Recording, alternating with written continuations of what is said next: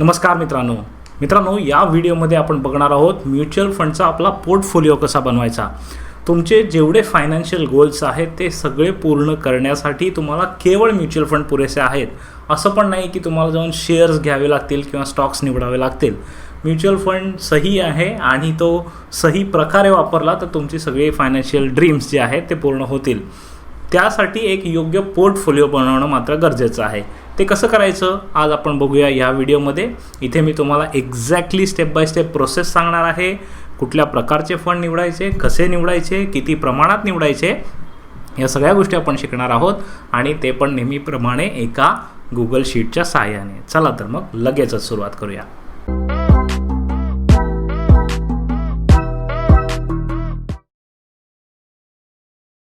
मित्रांनो, इन्व्हेस्टमेंटला सुरू करण्याच्या आधी मी असं समजून चालतोय की तुमचे बेसिक बॅकग्राऊंड वर्क झालेलं आहे। म्हणजेच काय की प्रोटेक्शनचं काम तुमचं झालेलं आहे। त्याच्यासाठी दोन महत्त्वाच्या गोष्टी आहेत ज्या आपण आधी पण बघितलेल्या।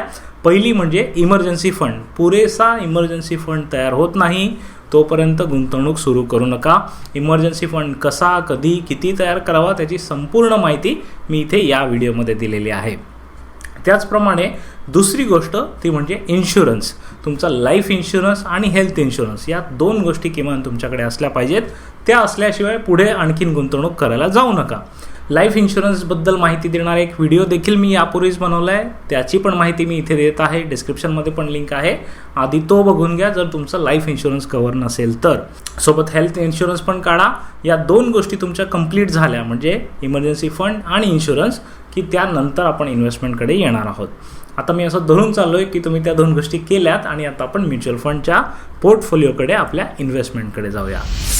मित्रांनो, प्रत्येक म्युच्युअल फंड हा इटसेल्फ एक पोर्टफोलिओ असतो। म्हणजे एक म्युच्युअल फंड अनेक कंपन्यांमध्ये इन्व्हेस्ट करतो, परंतु आपल्याला आपला म्युच्युअल फंडचा पोर्टफोलिओ बनायचा आहे। आपल्याला एकापेक्षा जास्त म्युच्युअल फंड सिलेक्ट करायचे आहेत, ते एका पोर्टफोलिओमध्ये एकत्र करायचे आहेत जो आपले फायनान्शियल गोल्स पूर्ण करायला मदत करेल।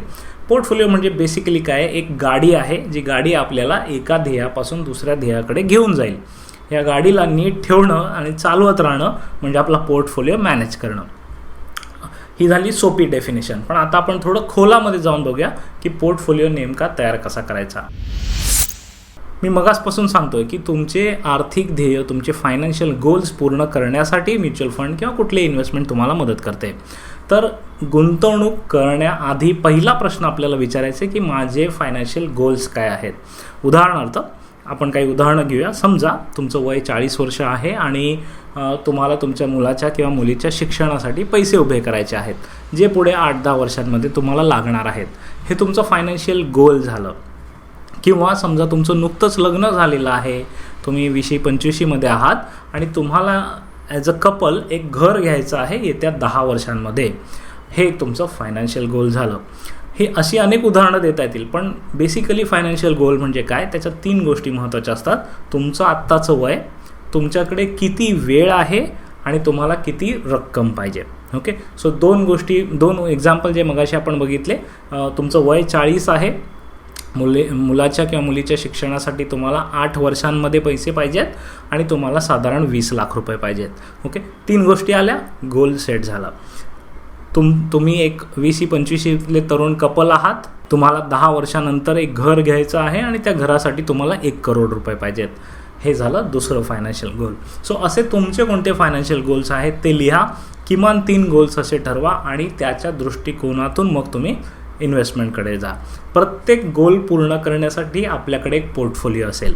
ओके, आता हीच 2 उदाहरणं आपण पुढे घेऊन जाऊया आणि पोर्टफोलिओ तयार करण्याबद्दल माहिती घेऊयात।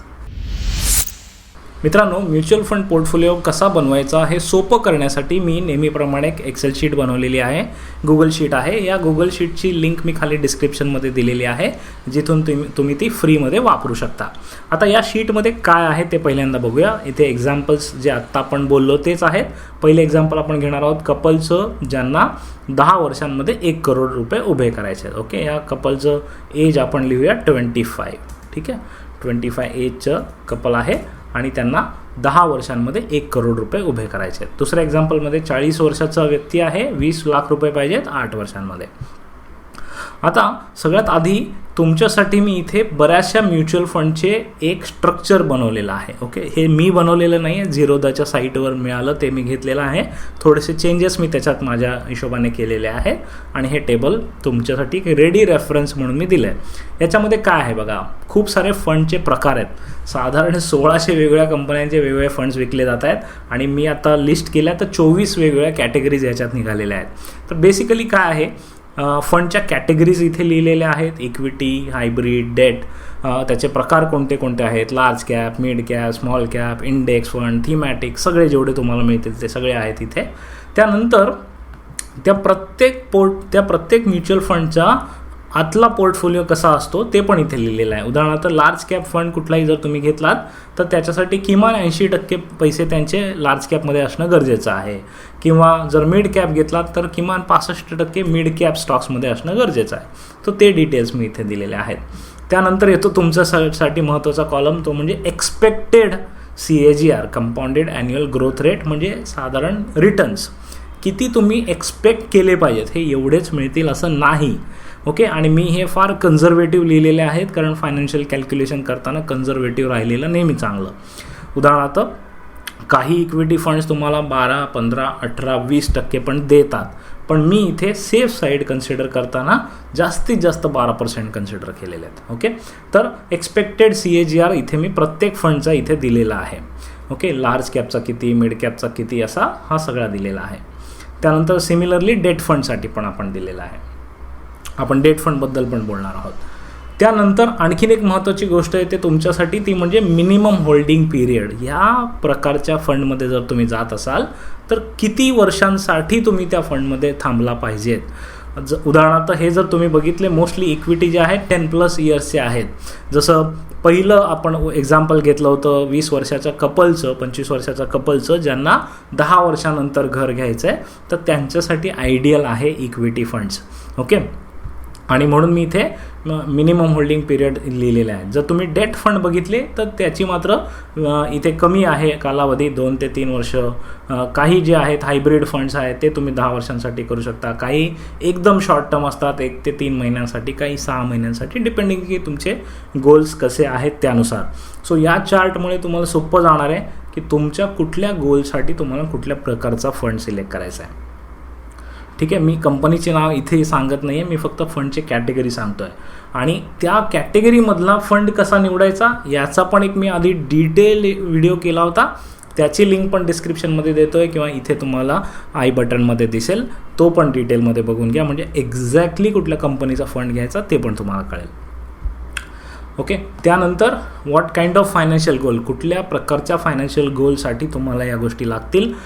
जे लॉंग टर्म वेल्थ ॲक्युम्युलेशन आहे, मोठे गोल्स आहेत, घर घेणं, त्याच्यानंतर रिटायरमेंट असणं, खूप 10, 15, 20 वर्षानंतरचे जे गोल्स आहेत त्याच्यासाठी जे करताय ते तिकडे तुम्हाला इक्विटी फंड्स कामाला येणार आहेत. आणि जे शॉर्ट टर्म गोल्स आहेत तिथे तुम्हाला लार्जली डेट फंड कामाला येणार आहेत, कारण तिकडे तुम्हाला तुमचा पैसा प्रोटेक्ट करणं जास्त गरजेचं आहे. ओके, त्याला कॅपिटल प्रोटेक्शन असं म्हणतात. आणि त्यानंतर काही स्पेशल रिमार्क्स पण इथे दिलेले आहेत. उदाहरणार्थ काही फंड हायली रिस्की आहेत, काही फंडमध्ये काय मेजर डिफरन्स तुम्हाला मिळत नाही, मेजर ॲडव्हान्टेज मिळत नाही, असं दिलेले आहेत. ओके, सो ही एकदा शीट तुमच्या हातात आली की तुमचं अर्ध्यापेक्षा जास्त काम झालं.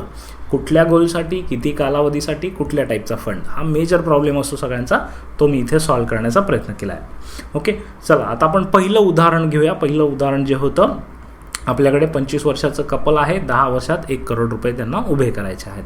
10 वर्षात 1 करोड. आता या जर चार्टच्या हिशोबाने तुम्ही बघितलं तर इथे आपल्याला लक्षात येतं की 10 वर्षांपेक्षा जास्त जर आपलं टार्गेट असेल तर साधारण इक्विटीमध्ये आपण गेलं पाहिजे.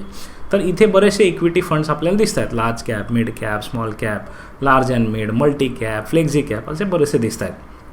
ओके, सो इथे आपल्याला बेसिकली करायचं काय आहे, एक्सपेक्टेड CAGR इथे चेक करायचा आहे. हा जर तुम्ही बघितला रफली मी इथे 10% पकडलेला आहे आणि जास्तीत जास्त 12-15 होऊ शकतो, पण मी ते करत नाही आहे. मी इथे 10%च पकडतो आहे, तुम्ही पण तेवढंच करा. आणि हे 10% रिटर्न्स मला 10 वर्षात मिळतील असं आपण धरून चालूया. मग मी फ्युचर व्हॅल्यूमध्ये जातो. इथे आपल्याकडे फ्युचर व्हॅल्यू कॅल्क्युलेटर आहे आणि रेट ऑफ रिटर्न आपण आताच बघितला 10%. सो मी इथे 10% लिहिलं. नंबर ऑफ पिरियड की माझ्याकडे किती महिने आहेत या शीटमध्ये भरताना महिन्यांमध्ये भरायचं आहे. 10 वर्ष आहेत, 12 गुणिले 10 म्हणजे माझ्याकडे आहेत 120 महिने, म्हणून मी इथे 120 असं लिहिलं. त्यानंतर दर महिन्याला मी किती पैसे भरू शकतो. ओके, समजा मी दर महिन्याला 50,000 रुपये, हे कपल दोघे मिळून 50,000 रुपये दर महिन्याला भरू शकतील. आणि आत्ता त्यांची इन्व्हेस्टमेंट व्हॅल्यू काय आहे, आत्ता जर त्यांच्याकडे काही असेल, समजा 5 लाख 4 लाख कुठेतरी त्यांचे सेव्ह केलेले आहेत, तर ते इथे लिहू शकतात. आत्तापुरता मी धरून चालतो की त्यांच्याकडे काही इन्व्हेस्टमेंट नाही, 0 आहे. ठीक आहे. जर मी हे चेक केलं तर 10%ने 120 महिन्यांमध्ये 50,000 रुपये दर महिन्याला भरले तर 1 करोड रुपये जमा होतील. ओके, जस्ट अबाउट 1 करोड रुपये जमा होतील, जे माझं फायनान्शियल गोल आहे. ओके, आता हे 50,000 रुपये मला गुंतवायचे हे कळलं, इक्विटी फंडमध्ये गुंतवायचे हे कळलं. ओके, 2 गोष्टी आपल्याला कळल्या. आता आणखीन पुढे जाऊया, त्या 2 गोष्टींमध्ये आणखीन डिटेलमध्ये जाऊया आपण. त्याच्यासाठी इथे इक्विटी रेशिओ मी आणखीन एक शीट तुम्हाला दिलेली आहे. ओके, आता हा इक्विटी रेशिओ काय आहे, basically large cap, mid cap, small cap यांच्यामध्ये पर्सेंटेज दाखवतो. जर आपली ही मुख्य शीट तुम्ही बघितलीत, इथे खूप सारे फंड्स तुम्हाला दिसत आहेत, पण जर तुम्ही लार्ज कॅप, मिड कॅप बघितलं तर हे तर आपल्याला लागणारच आहेत इक्विटीसाठी. लार्ज अँड मिड कॅप आहेत, त्याचा फारसा काही तुम्हाला मेजर फायदा होत नाही, कारण 35% लार्ज कॅप, 35% मिड कॅपमध्ये राहतात हे. सो तुम्ही pure large cap, pure mid कॅपमध्ये जाऊ शकता. सो हा फंड आपल्या कामाचा नाही आहे. स्मॉल कॅप जो आहे तो आपल्या कामाचा आहे, कारण आपल्याकडे वेळ जास्त आहे. ओके, 10 इयर्स, 15 इयर्स, 20 इयर्स असा वेळ असेल तर तुम्ही थोडंसं स्मॉल कॅपमध्ये पण इन्व्हेस्ट करू शकता. थोडंसं मी का म्हणतो आहे ते पण तुम्हाला सांगणार आहे. त्यानंतर मल्टी कॅप फंड आहे. मल्टी कॅप फंडमध्ये पण 65% इक्विटी असते, बाकीचे इतर फंड्समध्ये, इतर प्रकारच्या फंडमध्ये असतात. तो पण आपल्याला फारसा इथे फायद्याचा ठरणार नाही आहे. फ्लेक्झी कॅप जो आहे तो आपल्याला फायद्याचा ठरेल, पण तो एका वेगळ्या कारणासाठी ठरेल, तर तो पण मी इथे घेतलेला आहे. आणि त्याच्यानंतर बाकीचे जे बघितले तुम्ही, फोकस्ड फंड जो आहे तो त्या फंड मॅनेजरच्या फोकसवर डिपेंड असतो. फंड मॅनेजरच्या बेट्स चांगल्या लागल्या तर तो फंड चांगला काम करेल, कदाचित नाही पण करणार, आणि त्याच्यामुळे हा हायली रिस्की आहे. किंवा इंडेक्स फंड आहे. इंडेक्स फंड रिस्की नाही आहे, पण इंडेक्स फंड कधी कामाला येतो, जर तुमची इन्व्हेस्टमेंटचे टाईम खूपच जास्त असेल, 15 वर्षांपेक्षा जास्त असेल, तर तुम्ही इंडेक्स फंड वापरू शकता, अन्यथा तो वापरण्याची गरज नाही आहे. व्हॅल्यू फंड्स खूप चांगले रिटर्न देतात, पण व्हॅल्यू फंड्स व्होलॅटाईल पण असतात आणि त्याचे रिटर्न्स येण्यासाठी अगेन खूप दीर्घकाळ तुम्हाला वाट बघावी लागू शकते. आपलं जे गोल आहे खूप लांबचं पण नाही आहे, 10 इयर्सचं गोल आहे, त्याच्यामुळे इथे व्हॅल्यू फंड्स पण आपल्याला मदत करणार नाही आहे.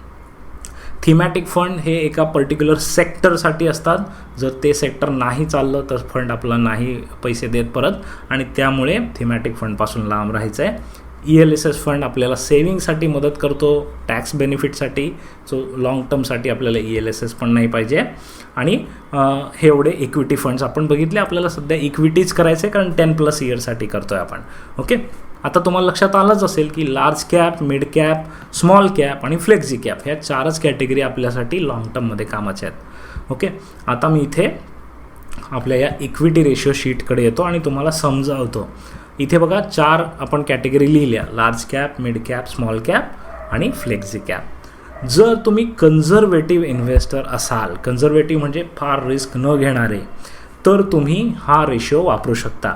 जे 50,000 रुपये तुम्ही गुंतवणार आहात त्यातले 60% लार्ज कॅप फंडमध्ये एका फंडमध्ये, 30% मिड कॅप फंडमध्ये एका फंडमध्ये, आणि 10% स्मॉल कॅप फंडमध्ये. असं तुम्ही करू शकता जर तुम्ही खूप कन्झर्वेटिव्ह असाल तर. जर तुम्ही मॉडरेट रिस्क घेणारे असाल तर तुम्ही इथे 40, 30, 20 आणि आणखीन एक 10 मी फ्लेक्झी कॅपचा टाकला. आता हा फ्लेक्झी कॅप का टाकला ते सांगतो तुम्हाला. असा फ्लेक्झी कॅप निवडा जो तुम्हाला इंटरनॅशनल एक्सपोजर देईल. म्हणजेच काय, थोडं डायव्हर्सिफिकेशन तुम्हाला भारताच्या बाहेरचं पण मिळेल. भारतामध्ये मेजर इन्व्हेस्टमेंट तुमच्या आहेच, पण भारताबाहेरही थोड्याशा इन्व्हेस्टमेंट असतील, तर त्याला जिओग्राफिक डायव्हर्सिफिकेशन म्हणतात, त्याचा पण तुम्हाला फायदा मिळेल. हा झाला 10%. आणि तुम्ही ॲक्च्युली अग्रेसिव्ह असाल, उदाहरणार्थ आत्ता जे कपल आपण एक्झाम्पलमध्ये घेतले ते 25 वर्षाचं आहे, सो त्यांच्याकडे बऱ्यापैकी आयुष्य त्यांचं बाकी आहे, दोघे कमावत आहेत आणि त्याच्यामुळे ते थोडे अग्रेसिव्ह जाऊ शकतात. आणि मग ते 25-25-25-25 म्हणजे 25% large cap, 25% mid cap, 25% small cap, 25% flexi cap असं या रेशिओमध्ये जाऊ शकतात. 4 फंड घेतले, 1 करोड रुपये घरासाठी उभे करायला, एका गोलसाठी हे 4 फंड पुरेसे आहेत. ओके, लक्षात आलं तुम्हाला? अशा प्रकारे तुम्हाला तुमचा पहिल्यांदा अमाऊंट ठरवायची आहे. ती अमाऊंट ठरवल्यानंतर तुम्ही ती कुठल्या टाईपच्या फंडमध्ये करणार ते ठरवायचं आहे आणि त्या टाईपच्या फंडमध्ये किती पर्सेंटेजमध्ये करणार ते ठरवायचं आहे आणि सगळं तुम्हाला या शीटमध्ये दिलेलं आहे. ओके, सो हे झालं एक एक्झाम्पल. आता आपण दुसऱ्या एक्झाम्पलकडे जाऊया. दुसरं एक्झाम्पल काय होतं? दुसरं एक्झाम्पल होतं 40 वर्षाची व्यक्ती आहे, त्यांना 20 लाख रुपये पाहिजेत येत्या 8 वर्षात. सो फार काही लांबचं गोल नाही आहे, पण फार जवळचं पण गोल नाही आहे. ओके, लगेच उद्या पाहिजेत का? नाही, 8 वर्षानंतर पाहिजेत आणि खूप जास्त लांबचं गोल पण नाही आहे, 10+ पण नाही आहे. आता या केसमध्ये मी मुद्दामून हे एक्झाम्पल घेतलेलं आहे. या केसमध्ये जर तुम्ही बघितलं तर तुम्हाला पूर्ण इक्विटी करून चालणार नाही, कारण इक्विटी लार्जली जी असते 10+ इयरसाठी तुम्हाला मदत करू शकते. ओके, आणि त्याच्यामुळे इथे आपल्याला बॅलन्स करायचं आहे इक्विटी प्लस डेटचा. ओके, आता इक्विटी फंड तर आपण सगळे बघितले मगाशी. डेट फंडबद्दल सांगतो. हायब्रिड फंड्स पण आहेत, म्हणजे थोडं इक्विटी थोडं डेटमध्ये पण करतात. आर्बिट्राज फंड असतात, बॅलन्स ॲडव्हान्टेज फंड असतात. ओके, इथे त्यांचे आपल्याला रेट ऑफ रिटर्न्स पण एक्सपेक्टेड दिलेले आहेत.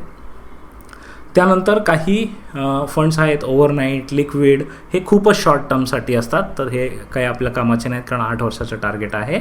शॉर्ट ड्युरेशन फंड जो आहे तो आपल्या इथे कामाचा आहे. ओके, शॉर्ट ड्युरेशन फंड जो आहे तो 3 इयर्सपर्यंत किंवा 3 इयर्स+ काम करेल. आणि कॉर्पोरेट डेट फंड हा एक आणखीन प्रकार आहे जो चांगले रिटर्न्स पण देतो, पण हा थोडासा अग्रेसिव्ह आहे, रिस्की आहे, त्याच्यामुळे तुम्ही शक्यतो याच्यापासून दूर राहिलात तरच बरं आहे. ओके, हा it's a kind of risky fund.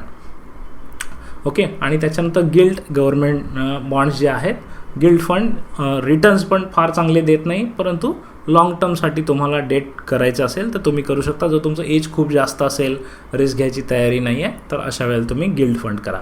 तर आत्ता तुम्हाला लक्षात आलंच असेल की 40 वर्षाच्या व्यक्तीला मॉडरेट रिस्क घेता येईल आणि त्याच्यासाठी त्यांना शॉर्ट ड्युरेशन फंड जो आहे तो पुरेसा आहे.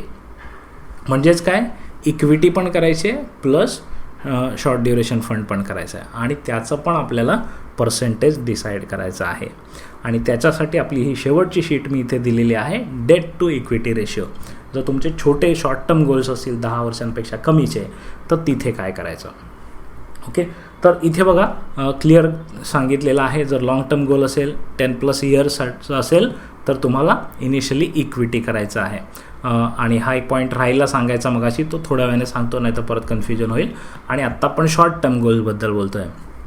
तर शॉर्ट टर्म गोलमध्ये अप टू 10 इयर्स गोल्स आहेत, डेट प्लस इक्विटी करायची आहे. जर तुम्ही कन्झर्वेटिव्ह इन्व्हेस्टर असाल तर 20% इक्विटी करा, 80% डेट करा. ओके, जर तुम्ही मॉडरेट रिस्क इन्व्हेस्टर असाल तर 40% इक्विटी करा, 60% डेट करा. आणि जर तुम्ही अग्रेसिव्ह इन्व्हेस्टर असाल तर तुम्ही 60% इक्विटी करा आणि 20% डेट करा. आता डेटमध्ये तुम्हाला 7-8% रेट ऑफ रिटर्न मिळेल, बऱ्यापैकी खात्रीशीर मिळेल. जर इक्विटी केलं तुम्हाला 10, 12, 15 मिळू शकेल, पण खात्रीशीर नसतं आणि शॉर्ट टर्ममध्ये 3, 4, 5 वर्षांमध्ये फार चांगले रिटर्न्स दिसतही नाहीत. आणि त्यामुळे तुम्हाला पूर्ण 100% इक्विटी करायची नाही आहे. जर तुमचं गोल लवकर येणार असेल तर तुमचं जे आहे पैसे जमवलेले आहेत ते प्रोटेक्ट करण्यावर भर द्या, आणि म्हणून हे पर्सेंटेज मी इथे दिलेले आहेत. ओके, सो अशा प्रकारे आपल्याला आपल्या गोलच्या हिशोबाने कुठल्या टाईपचे, कुठल्या कॅटेगरीचे म्युच्युअल फंड निवडायचे ते मी इथे तुम्हाला सांगितलं आहे. एक मगाशी मुद्दा माझा सांगायचा राहून गेला, तो महत्त्वाचा मुद्दा आहे. जे आपण पहिलं एक्झाम्पल बघितलं जिथे 1 करोड रुपये आपल्याला 10 वर्षात पाहिजेत. ओके, त्या 10 वर्षांमध्ये पण आपल्याला स्प्लिट करायचं आहे. आपल्याला काय करायचं आहे, इनिशियली इक्विटी करायचं आहे. ओके, आणि शेवटचे 2-3 वर्ष आपल्याला ते पैसे वळवून डेट फंडमध्ये टाकायचे आहेत. कारण जसं माझं गोल जवळ येईल, घर घ्यायची वेळ जवळ येईल, तसं माझे जमा झालेले आत्ता वाढलेले पैसे प्रोटेक्ट करणं गरजेचं आहे. समजा तुमचं इक्विटी म्युच्युअल फंडमध्ये पैसे चांगले वाढले, 1 करोड बनायला आले, पण तुम्ही पैसे काढण्याच्या एखाद वर्ष आधी मार्केट कोसळलं, काहीतरी गडबड झाली, तर ते पैसे खाली येऊ शकतात. आणि म्हणून तुमचं गोल जसं जवळ येईल तसं पुढचे त्याच्या 2-3 वर्ष आधी पैसे काढून घ्या आणि गपचूप डेट फंडमध्ये ठेवून द्या, प्रोटेक्ट करा. ओके. आणि this is one more important point जो मी मगाशी सांगायचा विसरलेलो पण आत्ता सांगितलं. तर अशा प्रकारे मित्रांनो आपल्याला आपलं म्युच्युअल फंड इन्व्हेस्टमेंट्स करायच्या आहेत. आता तुम्हाला पोर्टफोलिओ कसा बनवायचा कळलं असेलच. आणखीन एक महत्त्वाची गोष्ट आहे ती म्हणजे म्युच्युअल फंड पोर्टफोलिओ बनवताना आपल्या काही मेजर चुका होतात. त्या चुकांबद्दल बोलूया. पहिली चूक होते टू मेनी फंड्स. बऱ्याच लोकांच्या पोर्टफोलिओमध्ये 12-15 स्कीम्स असतात. त्या का असतात कोणालाही माहीत नसतं.